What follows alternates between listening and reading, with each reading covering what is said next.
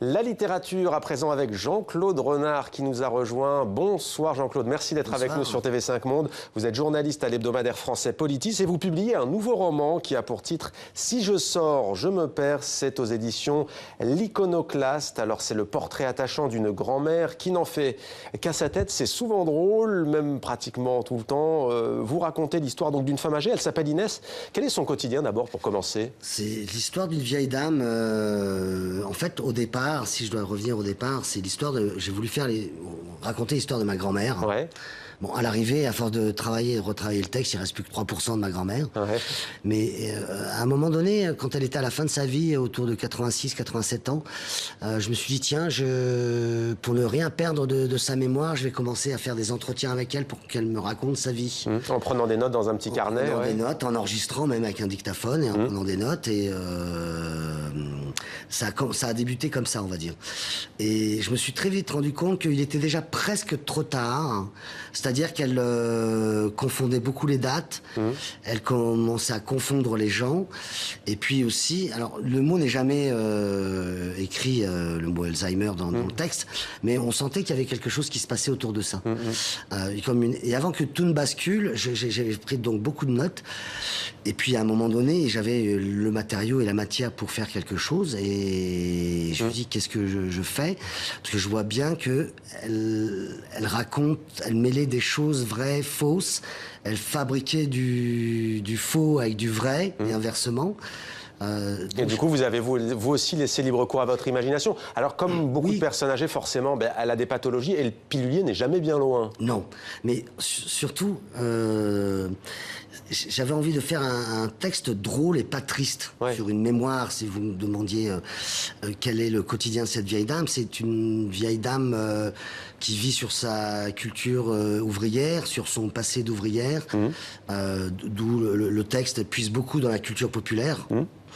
Et puis à la fin de sa vie, elle a une interprétation libre de la Bible. Elle fait rentrer les gens dans son existence. Elle habite dans le 18e, tout s'articule autour du 18e arrondissement à Paris. Elle raconte Guy Môquet comme si elle avait rencontré Guy Môquet et connu Guy Môquet. Elle confond la Première Guerre mondiale et la Seconde Guerre mondiale. Elle fait entrer également dans sa vie des personnages du cinéma populaire comme Carrette. Sa meilleure amie qui a cuisiné pour elle, c'est Ginette Mathieu. Voilà, donc en tout cas, dans ces confusions-là, je me dis, il y a quelque chose, quand je me suis mis à travailler véritablement le texte, je dis, en fait, finalement, c'est la littérature, on touche à l'essence même de la littérature. Donc, si je sors, je me perds, c'est un peu le texte de tous les possibles. Et en même temps, vous disiez 3% de la vraie vie de votre grand-mère, mais on sent quand même une portée universelle, le tableau au fond de ces personnes âgées qu'on a tendance à oublier, qui finissent leur vie dans un appartement en l'occurrence, pas de la banlieue parisienne, mais là d'un quartier populaire du nord de Paris, comme ça peut être le cas un peu partout en France. Et en même temps, c'est quand même une vieille dame qui n'est pas toute seule dans son appartement. C'est une vieille dame qui est accompagnée, d'abord accompagnée par son petit-fils, qui est le narrateur, et il y a ce lien entre eux très fort qui s'articule autour de la cuisine. Parce que finalement, dans la culture populaire, quand on a tout oublié, ce qui reste, ce sont les plats, ce sont les odeurs. Il y a une espèce de Madeleine de Proust là-dedans, évidemment. Après, il faut mettre tout ça en musique. C'est là où intervient la littérature, c'est là où ça devient intéressant. Et c'est l'héroïne du narrateur, Inès? C'est totalement l'héroïne du narrateur, bien sûr.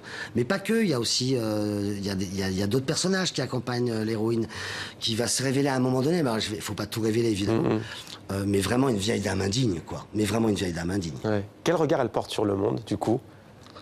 Elle sort peu d'ailleurs, il y a le titre, si je sors, je me perds. Un regard amusé, un regard... c'est l'avantage d'Alzheimer, on va dire. C'est que l'enchantement est perpétuel et toujours recommencé. C'est comme lorsque vous allez à Venise, l'enchantement recommence toujours.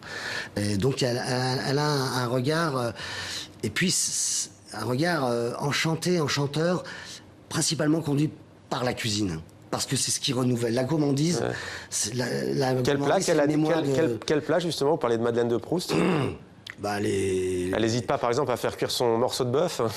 C'est surtout le gras double, parce qu'une vieille dame, elle a aussi ses obsessions. Ouais. Donc elle a l'obsession de la Bible, mais elle a aussi l'obsession du gras double. Et comment on fait une fois, deux fois, trois fois différemment le gras double pour que ce soit encore mangeable le troisième jour. Il y a aussi... Et qui fait que c'est même parfois meilleur le deuxième jour. C'est souvent meilleur le deuxième jour, réchauffer. C'est valable pour les galettes de Pont-Aven. Voilà. En tout cas, voilà, je voulais faire un texte surtout très drôle, mais pas triste du tout. En puisant dans cette culture qui est vaste quand même, cette culture populaire. Culture populaire. Merci beaucoup Jean-Claude Renard. Si je sors, je me perds. Portrait attachant et magnifique, drôle. L'Iconoclaste édition. Merci à vous Merci, Jean-Claude. bonsoir. Merci.